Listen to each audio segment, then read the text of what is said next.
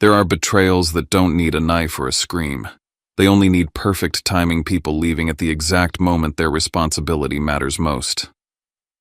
In this story, a family walked out for the holiday, left the house freezing cold, and abandoned a dying stepfather to shiver in the dark. Then they reduced it to a single heartless message on the counter: handle him. The cruelty isn't just what they did to a helpless man, it's what they forced onto the one person they called back home to clean up the damage. Before we dive into today's story, let us know where you're tuning in from. It's always amazing to see where our stories travel. Don't forget to subscribe so you won't miss the next twist in this journey. Now I'd like you to listen to his confession. 3 days before Christmas, my apartment felt quieter than usual.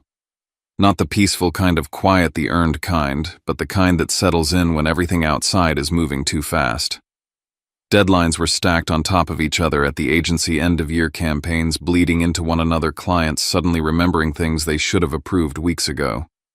I'd been living off bad takeout and colder coffee than I cared to admit. A mug sat untouched on my desk, the surface film already broken, the heat long gone. Still, for the first time in my life, the silence belonged to me. East Nashville had become that rare thing I never had growing up, space that didn't ask anything of me. No one needing a favor. No one assuming my time was available just because I existed. I paid my own rent. I controlled my own schedule. I could work late or shut the laptop at 6 and no one had a claim on either choice. That kind of freedom doesn't announce itself loudly. It settles in slowly, almost shyly, and once you notice it, you protect it instinctively. My phone buzzed on the desk. I didn't look at it right away. I already knew who it was. When I finally glanced down, the screen confirmed it: 7 missed calls from my mother. No voicemail, just persistence. The kind that says, "This isn't casual." I leaned back in my chair and exhaled through my nose. This was the time of year she always resurfaced with urgency. Christmas had a way of turning unspoken expectations into obligations. I'd learned that pattern early. Every December, my independence seemed to reset in her mind like it expired with the calendar. I told myself I'd call her back after finishing one more paragraph, then another. Then the phone buzzed again, lighting up the room. I stared at it for a full 10 seconds before answering. "Are you avoiding me?" My mother Celeste said, her voice already carrying that familiar blend of sweetness and disappointment. "I've been working," I said. Which was true, just not the whole truth. "Well, I've been calling," she replied lightly. I was starting to worry.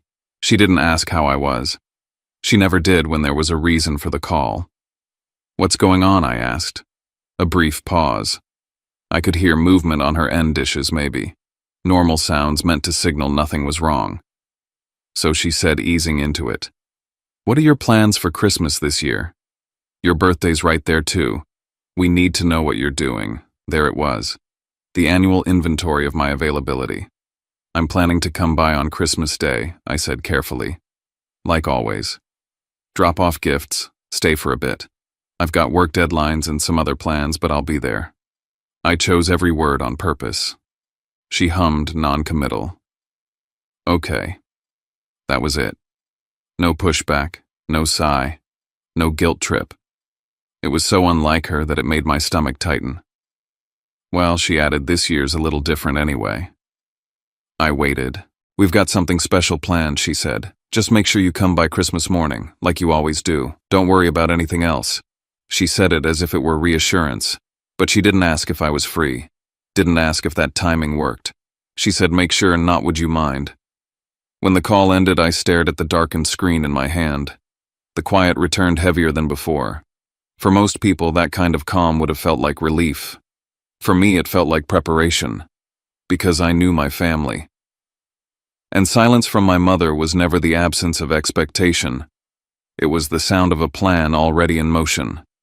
That evening, Nashville looked like it was trying to convince everyone things were fine. The streets were lined with lights. Storefronts glowed warm through their windows. Couples hurried past carrying bags and wreaths wrapped in scarves and routines. Holiday music spilled out of cars, stopped at red lights. It was all meant to soften people, make them generous, make them overlook things they shouldn't. I drove home from the office with my jaw tight, replaying my mother's tone over and over. That easy confidence, the way she'd ended the conversation as if it were settled. My phone rang again. This time I answered immediately. She was smiling when the FaceTime connected. Too cheerful. The kind of smile that arrives with news already decided. "We've been talking," she said. "Your father and I, and Kendra and Miles." My grip on the steering wheel tightened, and I asked. "We're going to Hawaii," she said, bright. "From Christmas through New Year's. A cruise. It'll be good for everyone." I waited for the rest of the sentence. It didn't come. "So who's staying with the boys?" I asked. She blinked, genuinely surprised by the question. "You are." The word landed clean and final.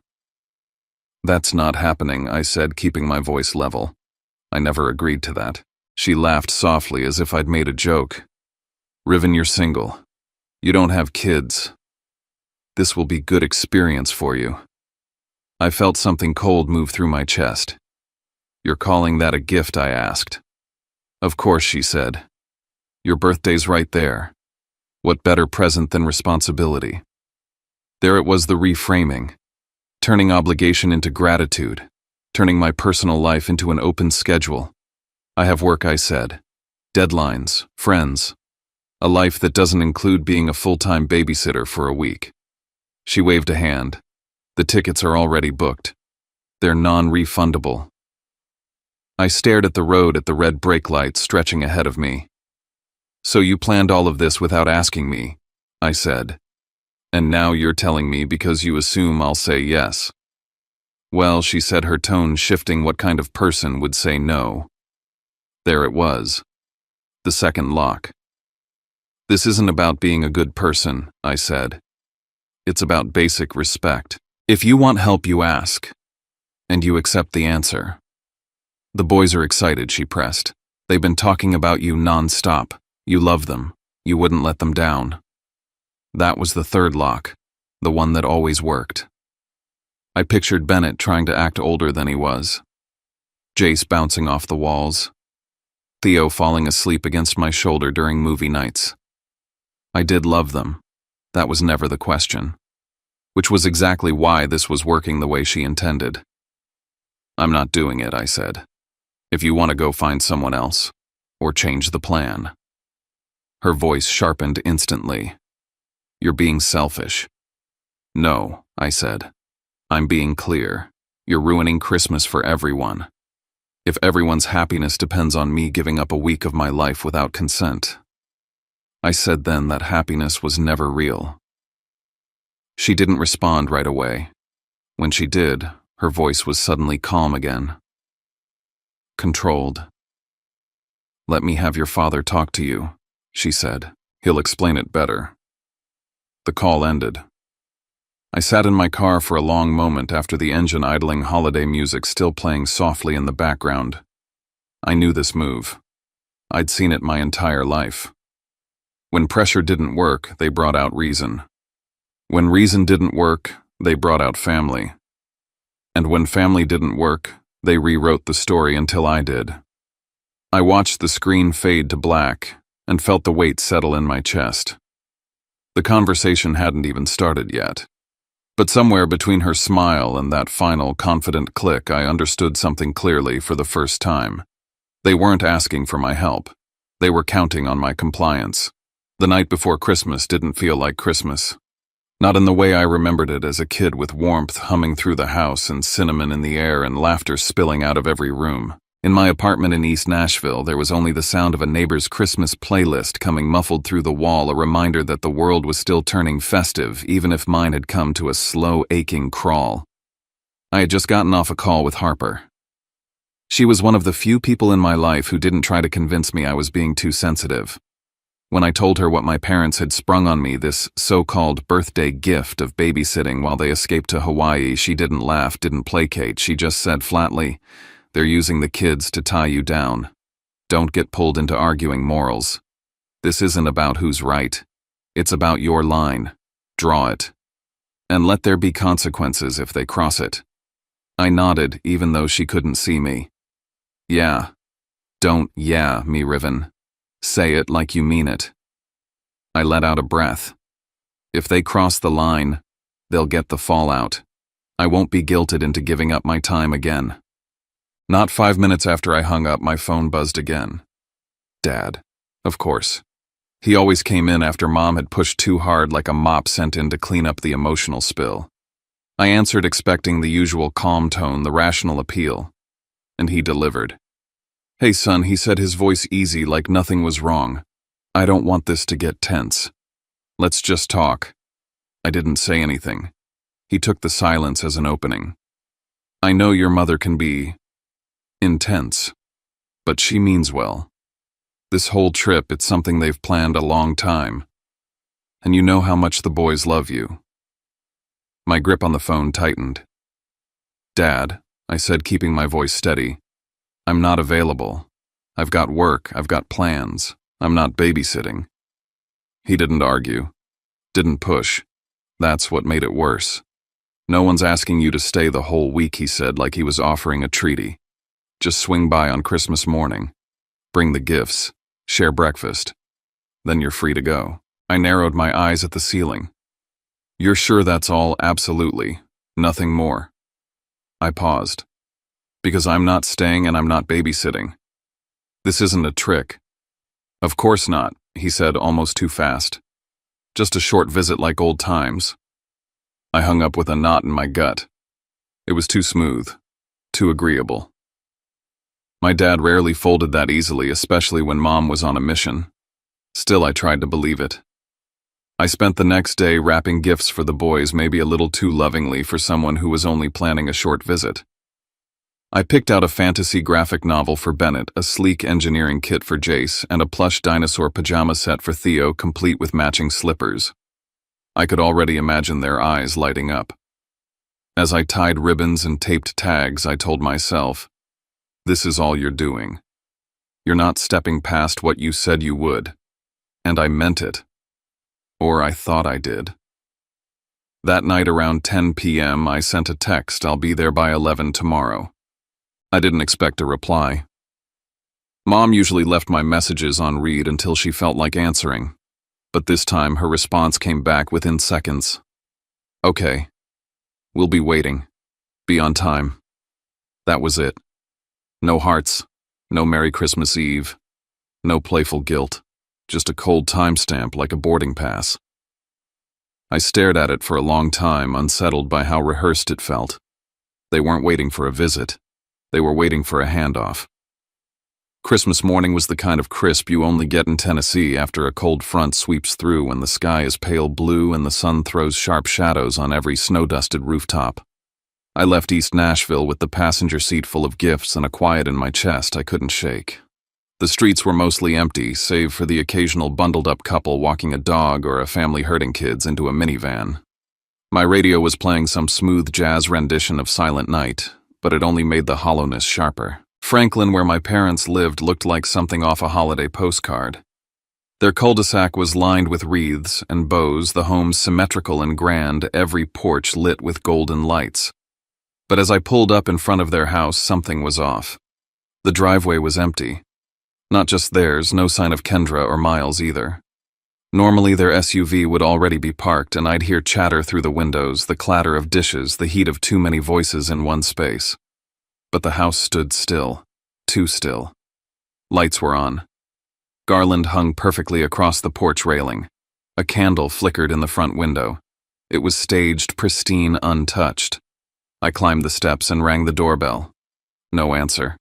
I reached for the knob. It turned easily. And when I stepped inside, I knew immediately something was wrong. The air inside was warm, scented faintly with cinnamon rolls, but there were no voices, no footsteps, no music. Just silence. Until I heard a thud, then little feet. Bennett appeared in the hallway, his eyes wide and bright. "Uncle Riven," he shouted before launching into a hug. Jace and Theo tumbled in behind him, talking over each other, grabbing at my hands and sleeves. "Merry Christmas." "Did you bring my gift? I made you a card." I blinked, still holding my coat.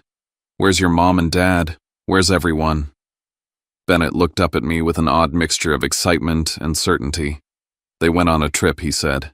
Grandma said you're staying with us. My heart dropped. The living room was lit up, tree-sparkling stockings hung.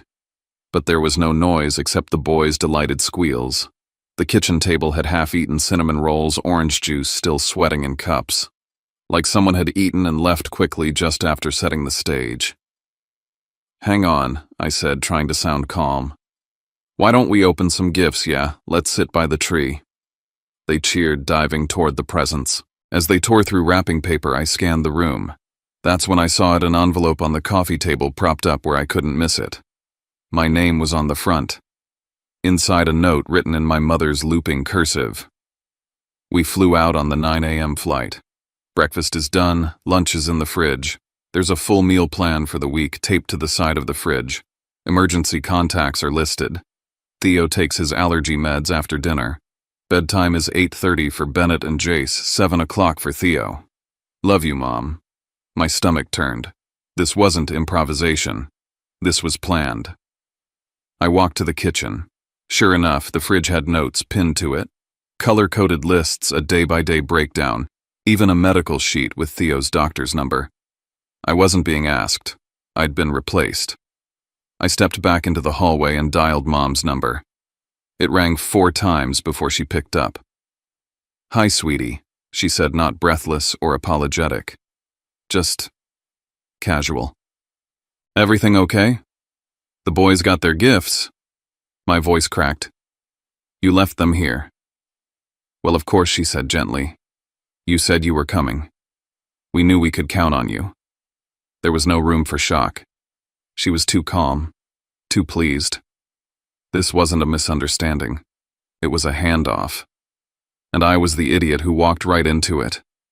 I gripped the phone so tightly my knuckles turned white. I walked deeper into the kitchen, shut the door softly behind me, and kept my voice low so the boys wouldn't hear. Where are you? I asked. There was a pause, then a breeze through the line rustling like palms, followed by laughter in the background. Then my mother's voice, light as ever. Hawaii. I said nothing. She laughed softly, like it was all a surprise. Your father and I needed a little break, and we thought what better gift for your birthday than a meaningful experience. You've always been so great with the boys. Now you get to bond with them. Think of it as childcare with a view from the moral high ground. My stomach dropped. You think this is a gift? You're always talking about boundaries and family ribbon. Well, now you have a chance to step up. Show the boys what that really looks like. You didn't even ask me. You would have said no, she said lightly. You've been so distant, closed off lately. No, I said flatly. I've been clear. I could hear the ocean. I could almost see them there. Drinks in hand, guiltless, as if this were normal. I'll ask you again, I said. Who is the legal guardian currently present in this house with 3 minors? You're there. I closed my eyes. I'm here for breakfast, like we agreed. I never consented to stay. You left the country. Oh, come on. You love them. You'd never leave them. You're too responsible. And there it was. The card they always played. Not duty, not trust, but guilt, sugar-coated with love. Manipulation dressed up like flattery. I won't abandon them, I said quietly. But I won't carry your responsibility either. If you and Dad don't return by tonight, I'm reporting this. I will not play pretend for you. She was quiet for a second. Then her voice dropped into something more composed. I knew you'd say that, she said. You're still a good man. Even after everything. That last line sounded almost smug. They had banked on my predictability, on my unwillingness to cause a scene. They counted on my heart to keep me stuck. But not this time. I walked out of the kitchen. The boys were tearing into their toys. Bennett was carefully peeling the tape off a box. Theo had one foot stuck in the leg of his new pajamas. Jace was already assembling the tech set like it was a national mission. I sat on the couch, pulled out my phone, and dialed. The 911 operator answered. I gave my name, the address, and a simple summary. I arrived this morning for a family holiday visit. No adults were here, only 3 minors. I found a handwritten note stating my parents were in Hawaii. They never asked or received consent for me to stay. The operator kept her voice calm, but I could hear the pen scratching. They've left the children unsupervised, she asked. Yes. The note includes instructions, emergency contacts, even dietary needs, so clearly this wasn't an accident. I hung up heart hammering, but something inside me settled too. For the first time, I wasn't just reacting. I was doing something that couldn't be spun or softened. I returned to the living room where the boys were now play fighting over wrapping paper. I smiled and crouched beside them. Hey guys. Someone's coming over soon to check that everything's okay. They just want to make sure you're safe. Theo climbed into my lap without hesitation. Are we in trouble? No, buddy, I said. Not at all. 15 minutes later, I saw the squad car pull up. One officer stepped out, then another. Across the street, blinds twitched in the neighbor's window. Suburbia noticed everything, especially when uniforms showed up at a house like this. I met the officers at the door and explained again. I showed the note, the texts, and let them into the house. They nodded along, asked for names and relationships. So you're their uncle, one asked. Did you agree to supervise them? I agreed to come for breakfast, I said. That's it. This wasn't consent. This was entrapment. One officer took photos of the handwritten note, the fridge schedule, the labeled snacks and medications. The other asked me to confirm if I had power of attorney or any guardianship papers. I don't, I said. Nothing official, and none was requested. They called my parents. And that's when the tone shifted. I could hear the voices crackling through the speaker. My mother sounded thrown, like she couldn't quite believe the police were real, like she'd expected I'd fold quietly. Then my father got on the line and his voice came through sharp and clipped. He's overreacting, he said. This is a family matter, the officer replied calmly. It became more than that the moment children were left alone without a designated guardian. My father said something under his breath. The line went dead. I looked out the window again. The sky was clear. Still, but I could feel it. The real storm hadn't even begun. The living room felt like a courtroom. Not officially, of course, but that's what it was. Officers jotting notes, the fridge evidence bagged, the boys restless shifting between innocence and unease. Theo had started sucking his thumb eyes glassy.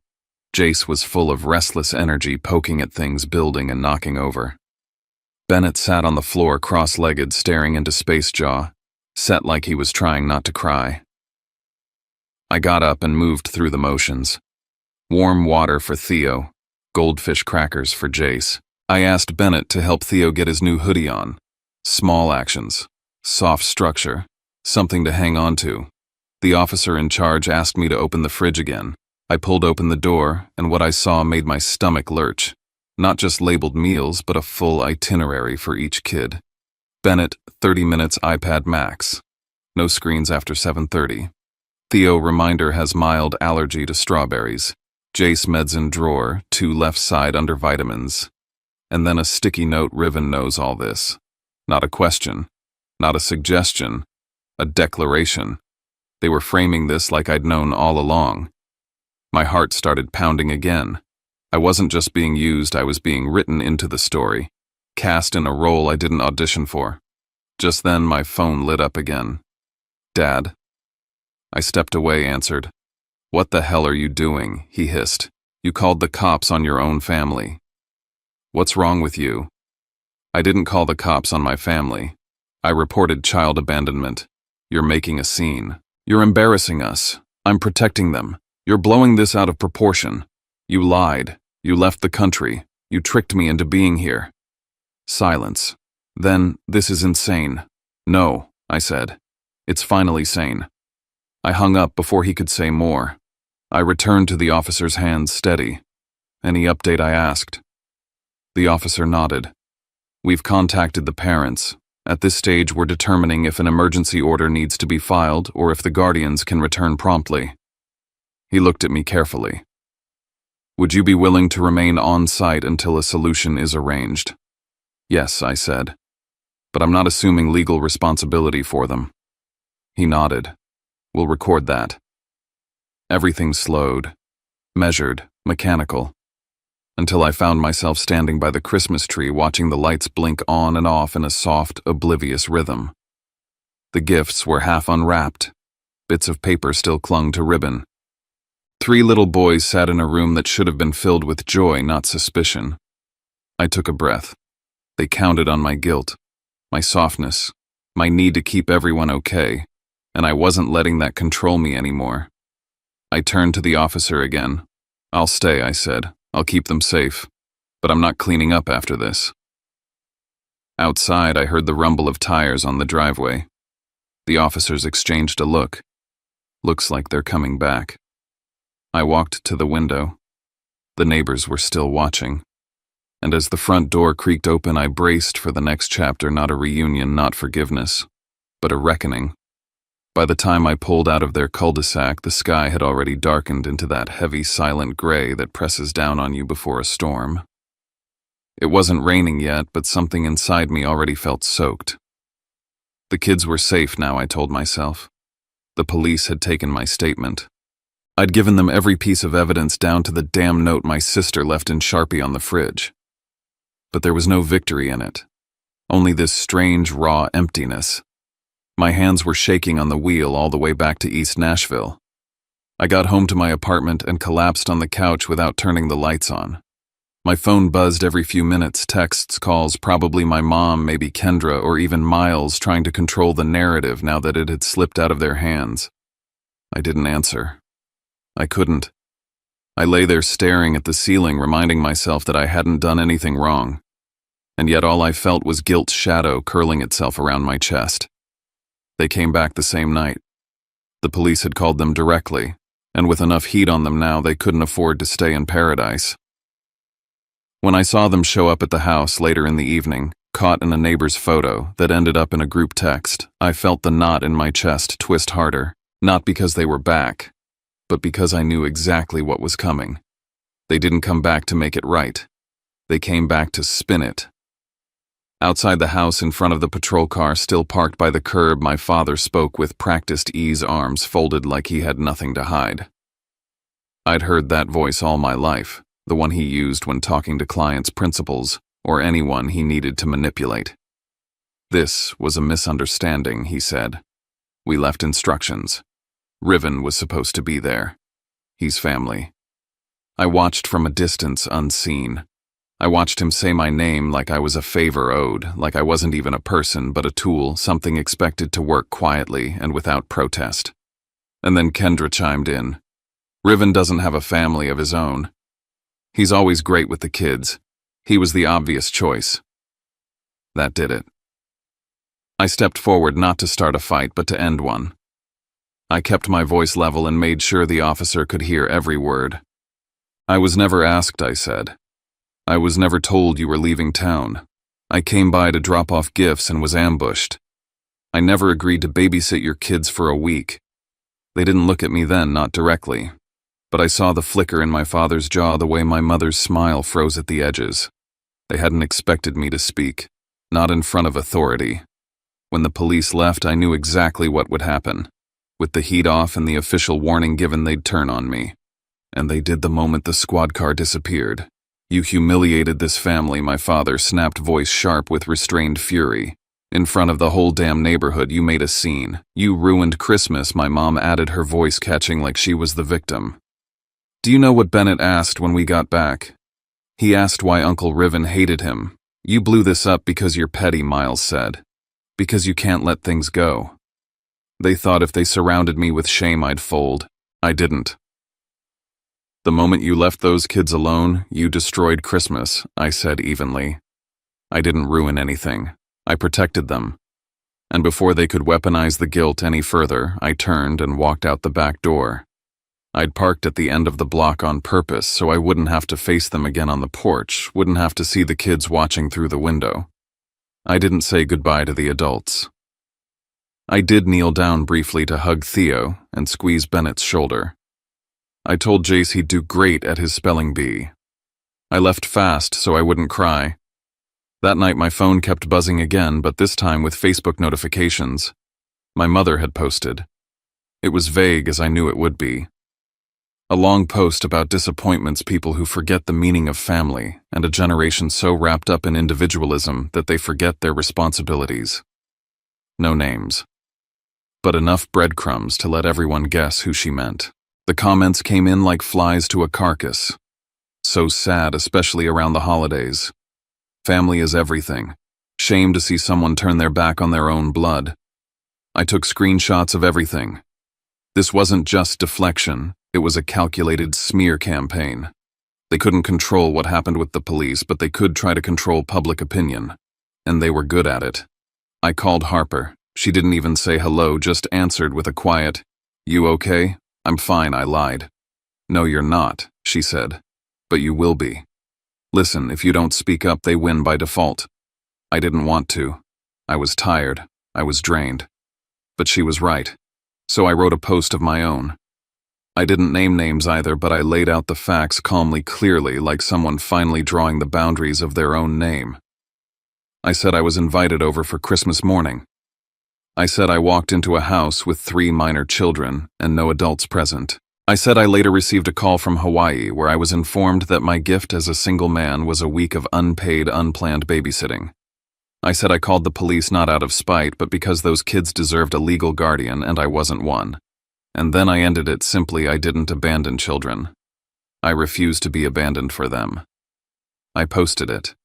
And for the first time that week, I put my phone down and let the silence be mine. The response was more than I expected. It wasn't just friends, it was people I hadn't spoken to in years, people sharing the post because they'd seen their own stories in mine. People who'd been manipulated, guilt-tripped, used by family. People who were finally saying me too. By the next morning, the tides were turning. That's when my mom posted a follow-up, short, apologetic in tone laced with words like miscommunication and grateful for the reminder of boundaries. I didn't believe it for a second. A few minutes later, I got a message from my grandmother. "They're not sorry, Riven," she wrote. "They're scared." That was when it really hit me. They weren't backing down. They were regrouping. And if I thought this was the end, I was wrong. The email came on a Tuesday. I was sitting at my kitchen table sipping cold coffee and trying to get through work emails when I saw the subject line regarding recent events. It was from my father. I stared at it for a long time before opening it. I already knew it wouldn't be an apology. I was right. He started by acknowledging the incident as he called it. He said they'd apologized publicly and that it should be more than sufficient to close the matter. He went on to say that I had overreacted and damaged family ties in a moment of emotional immaturity. The final paragraph was the real dagger. "Until you're ready to own your part in this, we believe it's best that you refrain from attending family gatherings going forward. We hope time will bring perspective."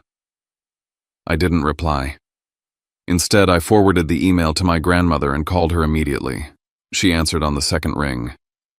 "Riven, I want to read you something I said, and then I did word for word." When I finished, she was quiet for a long moment. Then she said, "That's not a boundary. That's punishment." "I know. It's control disguised as consequence," she added. "They're trying to isolate you." Again. She was quiet again. Then, "Riven, it may be time to talk to someone legally." I didn't want to go that far. But when I scrolled through Facebook later that night and saw new posts, this time from Kendra, casting vague insults about family members who crave attention and people who distort stories to go viral, I realized my grandmother was right. They weren't backing down. They were escalating. And I wasn't going to wait around to be blindsided again. I started saving everything, every screenshot, every message, every comment from extended family calling me ungrateful, unstable, dramatic. I didn't respond. I just built the archive. Then I made an appointment. Tessa Lang was sharp, precise, and didn't flinch when I showed her what I'd collected. She nodded through my timeline, asked clear questions, and then laid out the options. "We can start with a formal cease and desist," she said. "It tells them we're watching and it gives them a chance to stop. If they don't, we escalate to defamation and harassment filings. And the kids, I asked quietly.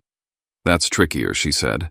But as long as you're not being legally prevented from contact, you can choose how to navigate that separately carefully.